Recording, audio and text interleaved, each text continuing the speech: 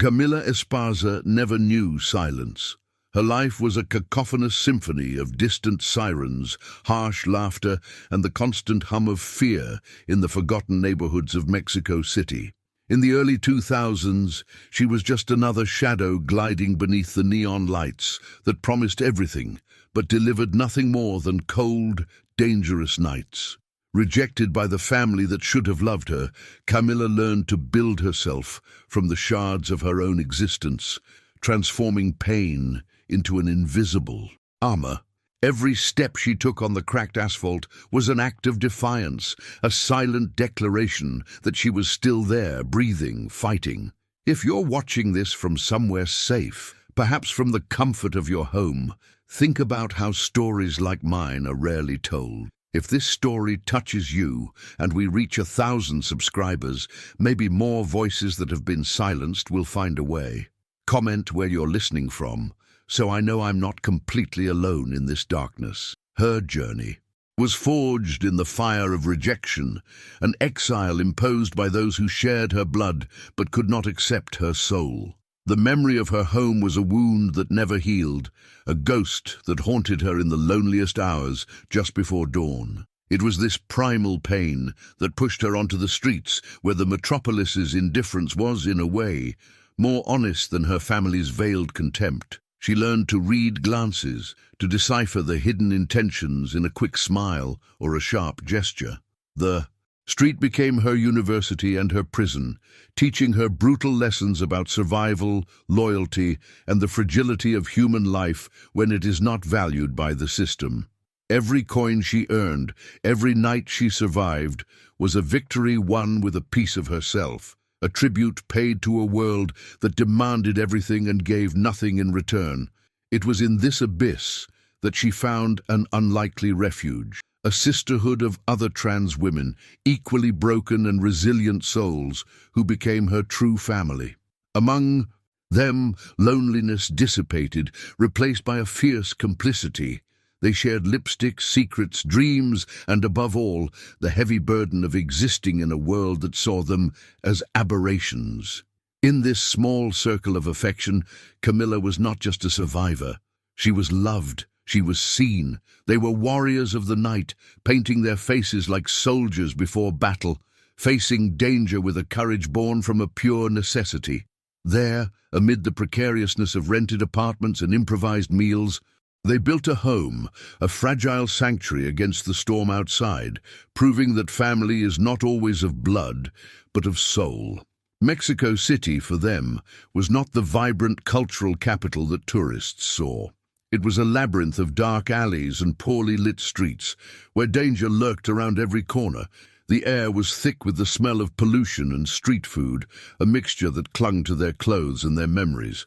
The decadent neon clubs were their stages and hunting grounds, places where loud music drowned out the silent screams of their souls. The environment was an oppressive character, a monster of concrete and indifference that swallowed them every night and spat them back out at dawn, exhausted and, at times, wounded. The city was a reflection of their internal struggle, a constant duality between the blinding beauty of the lights and the deep darkness of the shadows, those same lights cast on the ground. In this relentless setting, violence was a constant presence, an invisible predator that walked beside them. Every car that slowed down, every prolonged stare, every aggressive whisper was a reminder of their vulnerability. They lived in a state of perpetual alert, their nerves on edge, knowing that the line between a client and an attacker was terrifyingly thin. Fear was their most faithful companion, but they learned to dance with it, to mask it with vibrant makeup and loud laughter. Threats from local gangs demanding a cut of their meager earnings, and the hostility of the police, who were supposed to protect them, but were often just another source of abuse, completed the siege. Surviving wasn't just about avoiding physical death, but also about protecting one's own sanity from the daily corrosion of contempt. At the center of Camila's universe was Isabel, her best friend, her hermana. Isabel was the light that balanced Camila's darkness. While Camila was observant and reserved, Isabel was laughter and hope, dreaming aloud of a life far from the streets, perhaps with a small beauty salon in some coastal town where the sea could wash away all her sorrows. They completed each other, one being the anchor and the other the sails. On one particularly cold night, sitting on a park bench sharing a cigarette, Isabel confessed her greatest fear: to disappear without a trace, to be forgotten as if she had never existed. Camila held her hand tightly and promised that would never happen. "As long as I'm here," she said, with a seriousness that struck deep, "you will never be forgotten. We are here for each other, always." That promise echoed in Camilla's mind, becoming the pillar of her existence. She was the silent guardian of the group, the one who stayed alert while the others relaxed, the one who memorized suspicious faces and dangerous license plates. Her intelligence, sharpened by necessity, turned her into a strategist of survival. She didn't possess the physical strength of a man, but she had an analytical mind and a patience that made her formidable. She understood the mechanics of power on the streets, the economy of fear and exploitation. This skill, born from the need to protect herself and her chosen family, was a latent seed within her. It was a weapon she didn't yet know she possessed, waiting for the right catalyst to be awakened and used in a way she could never imagine. The night that changed everything began like any other. The air was heavy with the promise of rain, and the city lights seemed dimmer as if mourning something that had not yet happened. Camilla and Isabel got ready together, sharing a cracked mirror that reflected their faces in fragments. They laughed, traded teases, and made plans for breakfast. As they parted ways on their usual corner, a chill ran down Camilla's spine. "Be careful tonight, mi hermana," she whispered, more like a prayer than a warning. Isabel smiled, a glint of defiance in her eyes. "The night belongs to us, Cammy. Don't forget it." Those were the last words Camilla heard her say, an empty promise that the darkness would soon break in the most brutal and definitive way. Dawn arrived grey and damp, like a shroud over the city. The previous night's rain had washed the asphalt, but not the anguish settling in Camilla's chest. Isabel had not returned. The first few hours were filled with denial, a stubborn hope that she had found a safe place to spend the night, perhaps with a generous client or in a cheap hotel to escape the rain. But calls to her old cell phone went to voicemail, and messages went unanswered. Camilla began her silent search, walking the usual spots, asking the other girls with a lump in her throat. With each negative response, the hum of fear in her ears grew louder, transforming the familiar urban landscape into a hostile and threatening territory where every shadow seemed to hide the truth she wasn't ready to face. The news came as a terrified whisper from Maria, one of the youngest girls in the group, who found her near the market. There were no details, just a pale face and a trembling finger pointing toward a forgotten alley behind an abandoned warehouse. The walk there was torture, each step an anvil on her soul. The smell of garbage and stagnant water filled the air, but there was something else, a sweet, metallic odor that turned her stomach, and then she saw it. The yellow police tape, the indifferent presence of two officers, and a form covered by a dirty sheet, a bare foot with the red nail polish she herself had helped paint the night before, was the only part visible. Camilla's world shattered in a silent scream that tore through her throat without making a sound. At the police station, the horror turned into humiliation. The air was thick with disinfectant and contempt. The detective, a middle-aged man with tired eyes and a coffee-stained mustache, barely looked at her. He leafed through the report with bureaucratic boredom, referring to Isabel as he, as the body, an object to be catalogued and forgotten. Camilla tried to explain who Isabel was, the friend, the dreamer, the sister, but her words hit a wall of transphobic indifference. The detective cut her off, suggesting that people of that kind lived risky lives, and that the outcome was predictable. "It's just another death of a pariah," he said, closing the file. "We have more important cases. Don't expect much from us." With that sentence, he didn't just shelve the case, he murdered Isabel's memory as she left the ski police station. Camilla's grief began to boil, transmuting into a cold, crystalline fury. The afternoon sun felt like an affront, the city's life with its honking cars and rushing people, a cruel mockery. She was no longer crying. The tears had dried up, replaced by a terrible clarity. The system wasn't just flawed, it was an accomplice.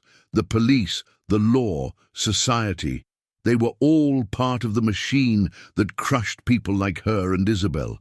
They didn't see their lives as worthy of justice. She walked aimlessly through the streets, but now she saw the world through different eyes. She saw the predators hiding in plain sight, the men in their expensive cars, the gang members on their corners. They were all monsters, and the world let them hunt freely. Back in her small apartment, the silence was a crushing weight. Isabel's scent still lingered in the air, a ghostly echo of her presence. On the dresser, an old photo of the two of them, smiling, arms intertwined. Camila picked up the photo, the worn paper a testament to their friendship. Looking at Isabel's smiling face, the decision solidified in her soul like steel. They would do nothing. Their justice was not for them, so hers would be. They took your voice, but they will hear mine, she whispered to the photo. If the system refuses to hunt the monsters that walk among us, then I will. Vengeance will be my answer. This is my promise, sister. If you're listening to me from somewhere, know that I will not stop. Subscribe, so more people know what happens when justice abandons us. Camilla's revenge didn't begin with a bang, but with the whisper of an observer. With no weapons, no training, she used what was sharpest about her, her knowledge of the streets and the invisibility that society had imposed on her. For days, she became a ghost, mapping the gang's routine, learning their habits, their weaknesses. Her first target was Javier, the lowest-ranking member, a man whose brutality was surpassed only by his stupidity and his addiction. Camila followed him, studying his movements from the foul bar he frequented to the alley where he bought his drugs. Fear was a metallic taste in her mouth, a cold current in her veins. But the image of Isabel's foot, with its chipped red nail polish, was the fuel that kept her going, turning dread into a cold, unshakable purpose. The pursuit was an agonizing test of her nerves. Every shadow seemed an enemy, every sound an alarm. She felt clumsy, an amateur in a deadly game. One night she tripped over a trash can while following him, the noise echoing through the silent alley.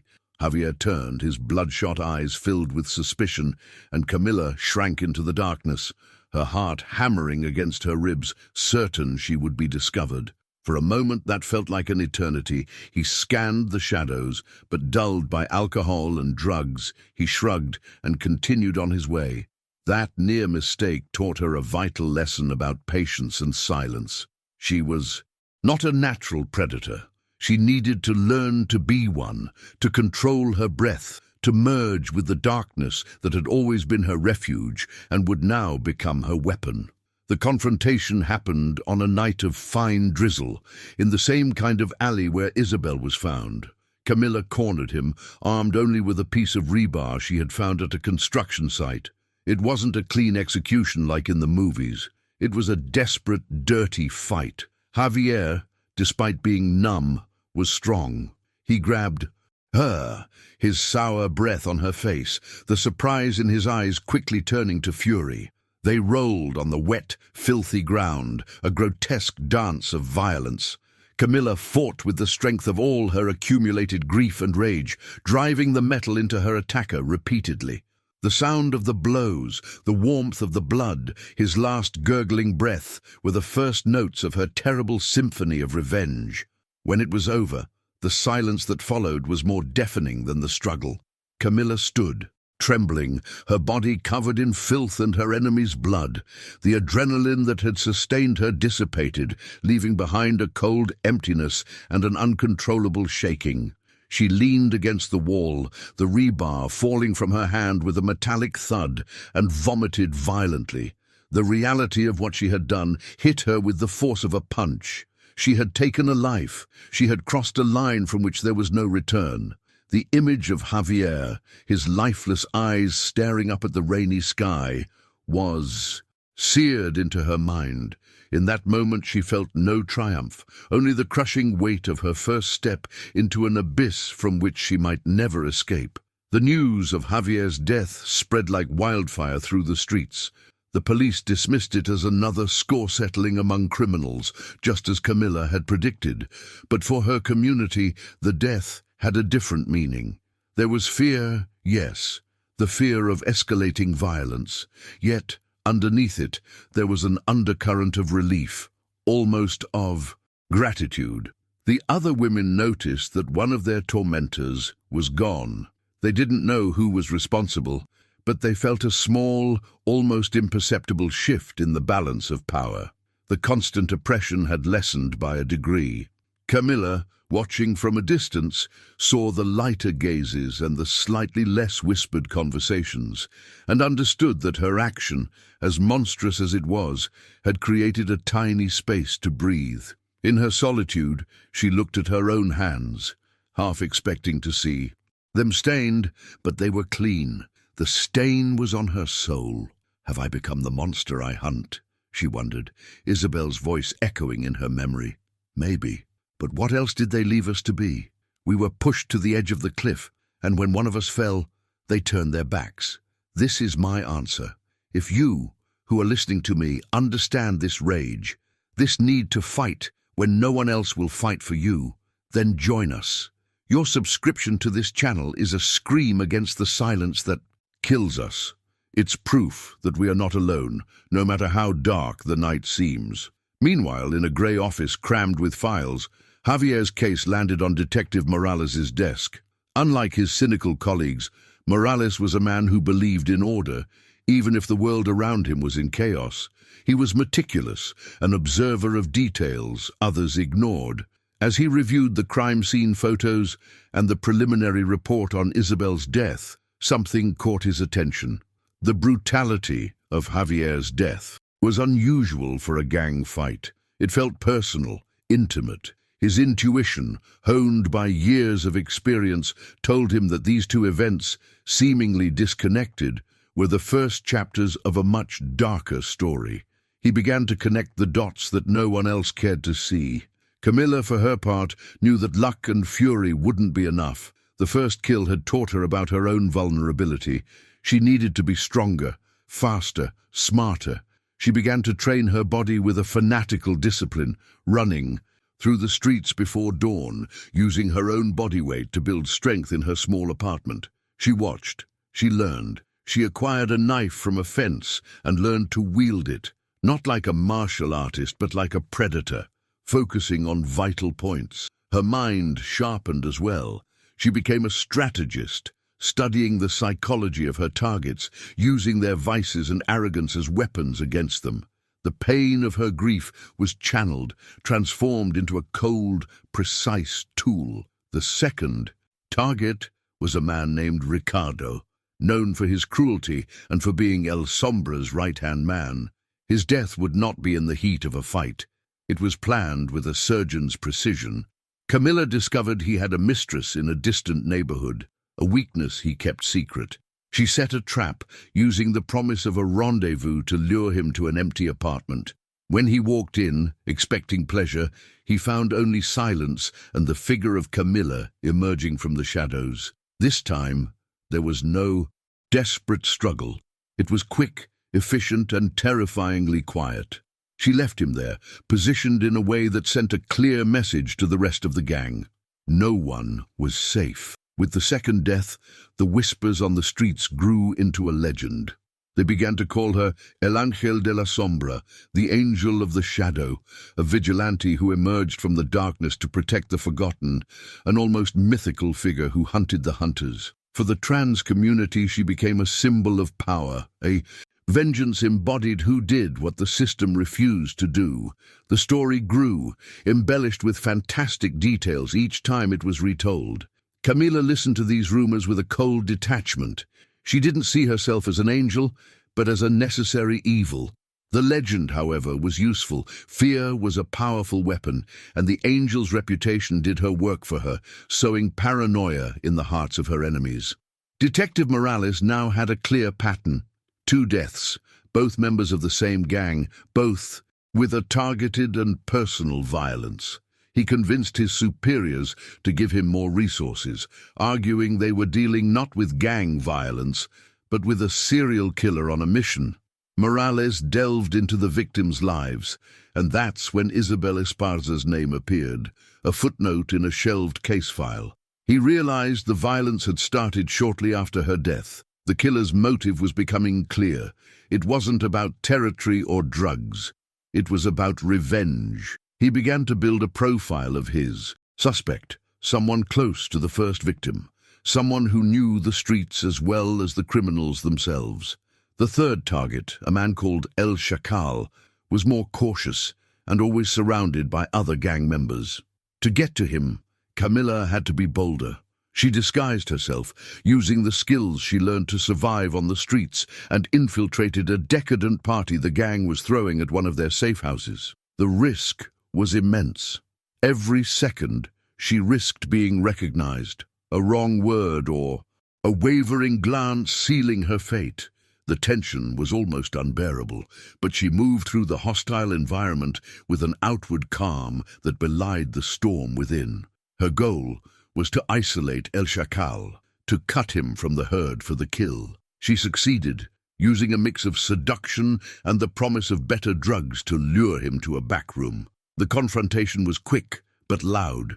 He managed to scream before she silenced him. She had to flee, jumping from a second-story window as doors were being kicked in.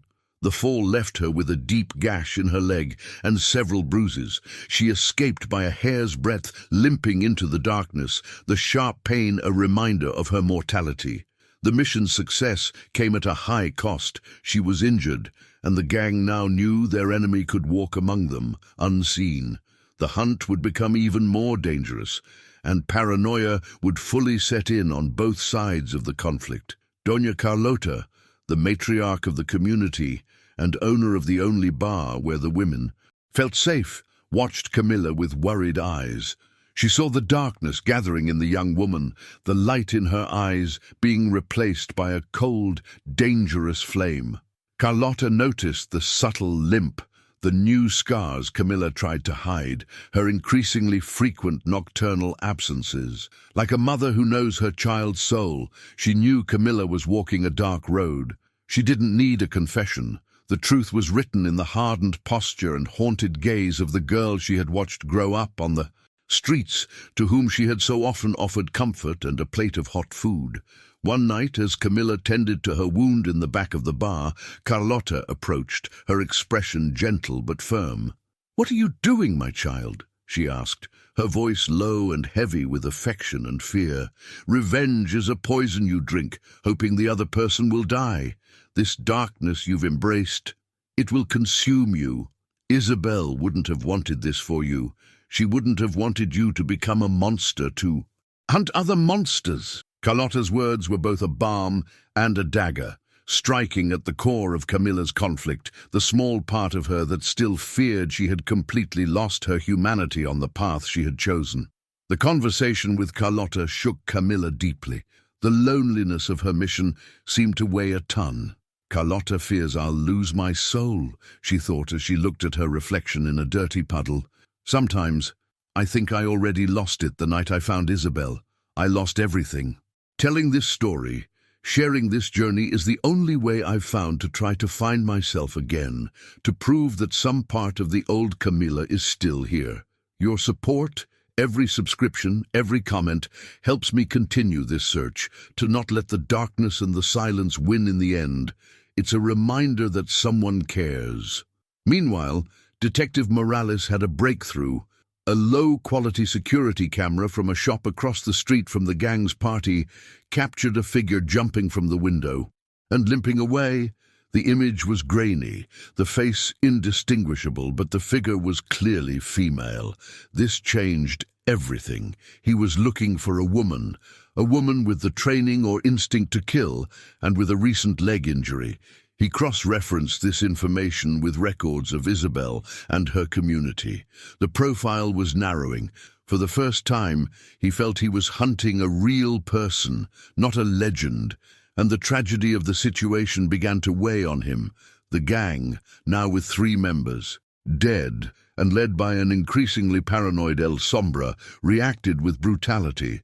They ceased being mere exploiters and became outright tyrants, terrorizing the trans community, believing the angel was being hidden among them.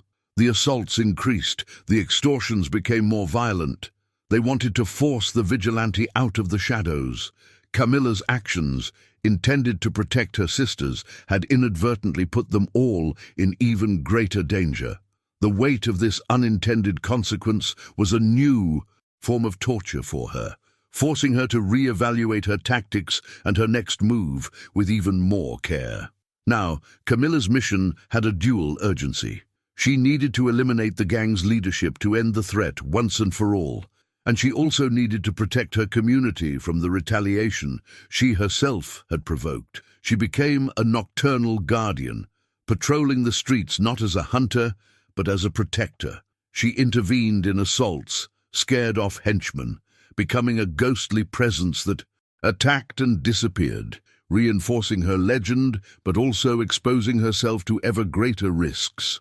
She was fighting a war on 2 fronts, one against her enemies and another against the consequences of her own actions, a cycle of violence that seemed to have no end. On one of these patrol nights, fate placed the 2 hunters on the same street. Camila, hidden on a rooftop, watched a group of henchmen harassing a young woman. Below, Detective Morales, following a lead, stopped his unmarked car when he saw the commotion. For an instant their eyes met across the distance, a tacit recognition of 2 opposing forces converging on the same point. Before Morales could act, a distraction allowed Camila to disappear into the shadows, but the encounter left them both shaken. Morales now knew the angel was real and close, and Camila realized that the law, in the form of that stubborn man, was much closer than she had imagined. The next logical step in her campaign was to eliminate the second-in-command, a sadistic man known as El Perro, El Sombra's attack dog. Taking him down would mean destabilizing the gang's entire power structure and hopefully revealing the location of its leader. But El Perro was paranoid and rarely alone. Getting to him would require more than strength or stealth. It would require deception. Camila began to weave a web of misinformation, planting rumors among the low-level members, feeding the distrust that was already corroding the gang from within. She decided not just to attack the body of the organization, but its mind as well. Her plan was complex and dangerous. She used one of El Perro's vices, illegal gambling, against him. By forging a debt in another gang member's name, she created internal conflict. The idea was to make it look like there was a traitor within the group, someone working with the angel. She became a manipulator, a chess player on a blood-stained board, moving the pieces with a cold calculation that frightened her. The old Camila, the girl who dreamed of a quiet life, was being buried deeper and deeper under the layers of the hunter she had become out of necessity. The plan was executed in an illegal gambling warehouse. Camila orchestrated the chaos from a distance, leaking information that led to a violent internal brawl. In the midst of the confusion, she managed to isolate El Perro. The confrontation was brutal, a knife fight in the dim light of the warehouse. She killed him, but not. Before he tore a small locket from her neck, a gift from Isabel. The locket fell to the floor, unnoticed by her in her haste to escape.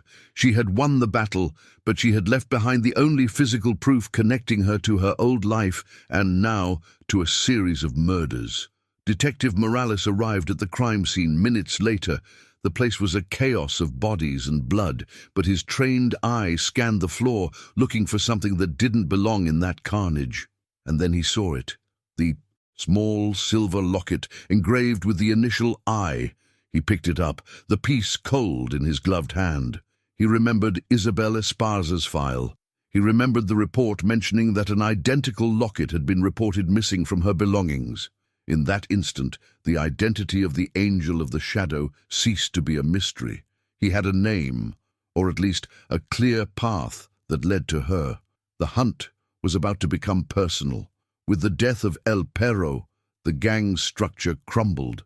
The low-level members scattered in fear, leaving El Sombra isolated and exposed. Through a terrified informant, Camila finally got what she had been seeking, the location of her final target. He was hiding in an old abandoned slaughterhouse on the outskirts of the city, the same place where, according to rumors, he took his victims to be tortured.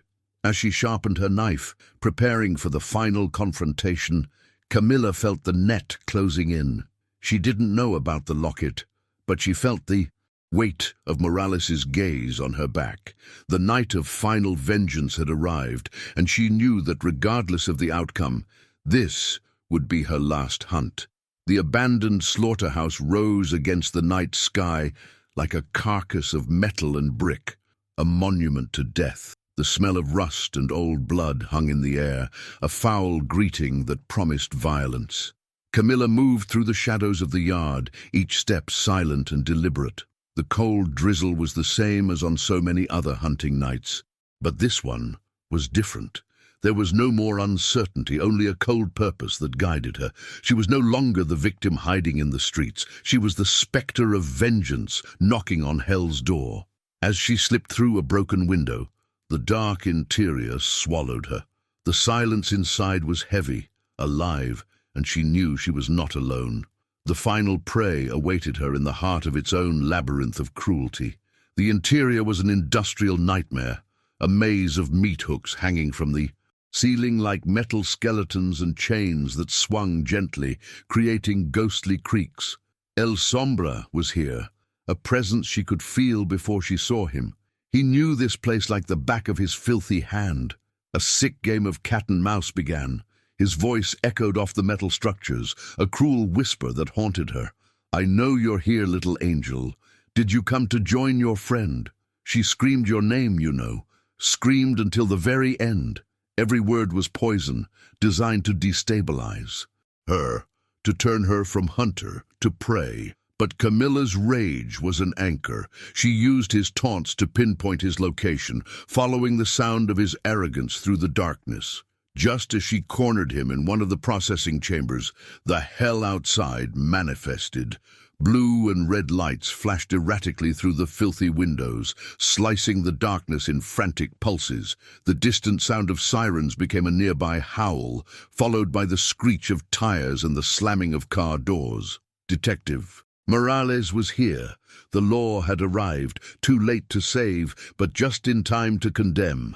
The trap now had 3 points. Camila was caught between the monster she came to kill and the system that was hunting her for doing its job. Time, which had once been her ally in the darkness, suddenly became her greatest enemy. The window for her vengeance was closing fast. The arrival of the police forced El Sombra out of the shadows.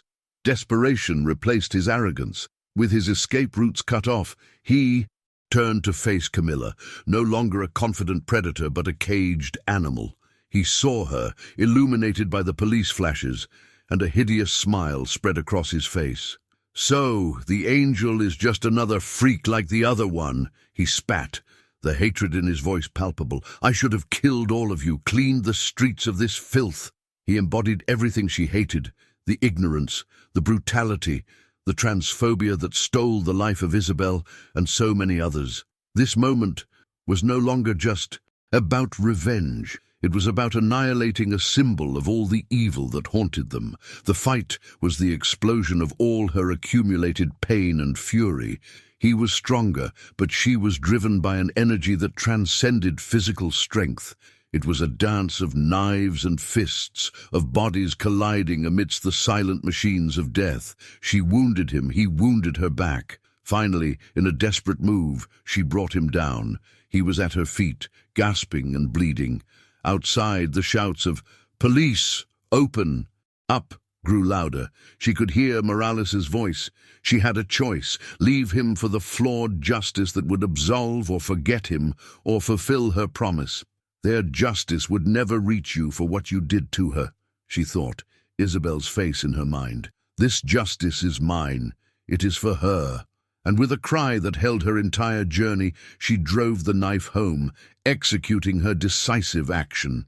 The final act was sealed. El Sombra was dead, but in his last spasm of life, he managed to pull a loose piece of rebar and pierce the side of Camila's abdomen. The pain was immediate and blinding. The sound of the main door being breached echoed like thunder. The adrenaline that sustained her drained away, replaced by a weakness that made her stumble. Warm blood streamed through her fingers as she pressed the wound. Her mission was complete. Isabel was avenged, but the cost was her own life, or her freedom. Exhausted, wounded, and trapped, she dragged herself away from the body, the sound of heavy boots running toward her becoming the final beat of her symphony. When the officers stormed the chamber, led by a gun-wielding Detective Morales, they froze at the scene.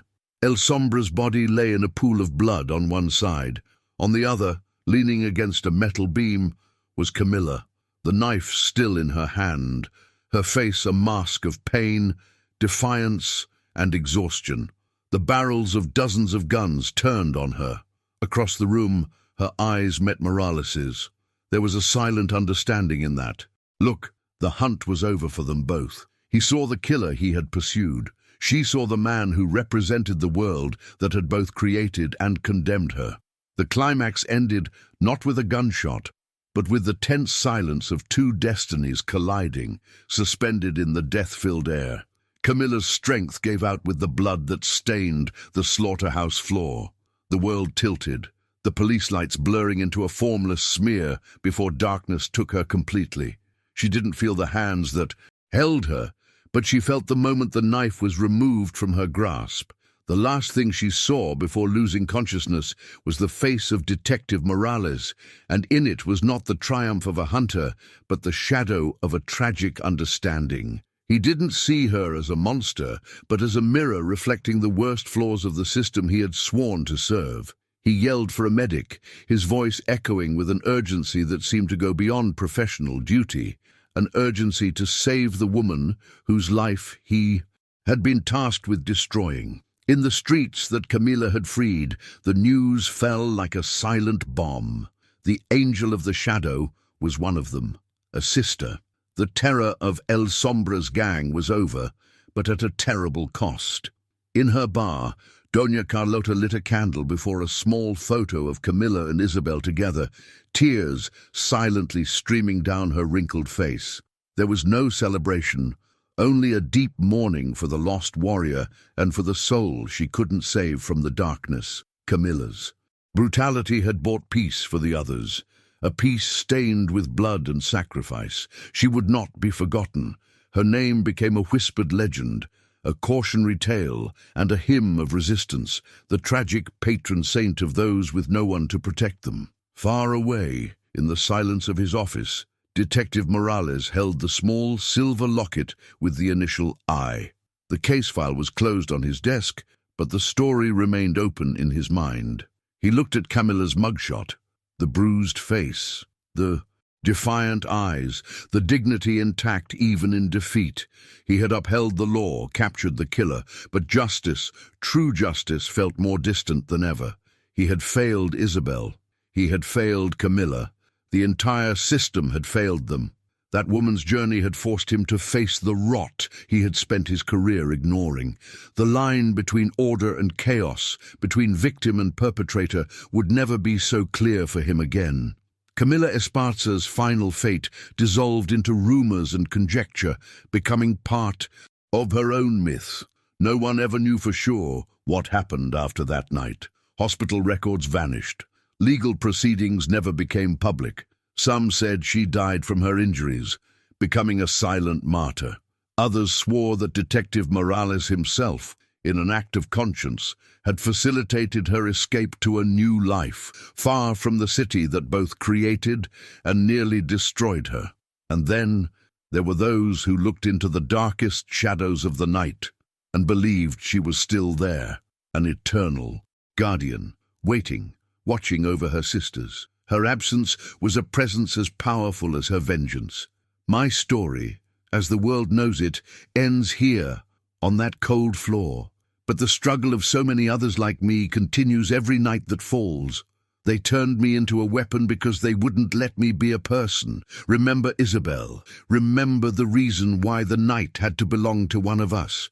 If my voice, my sacrifice, has somehow reached you, help other voices be heard before they too must scream. With blood. Your subscription to this channel, your presence, is more than a number. It is a promise. A promise that none of us will ever again disappear completely into the silence of the night. Remember us.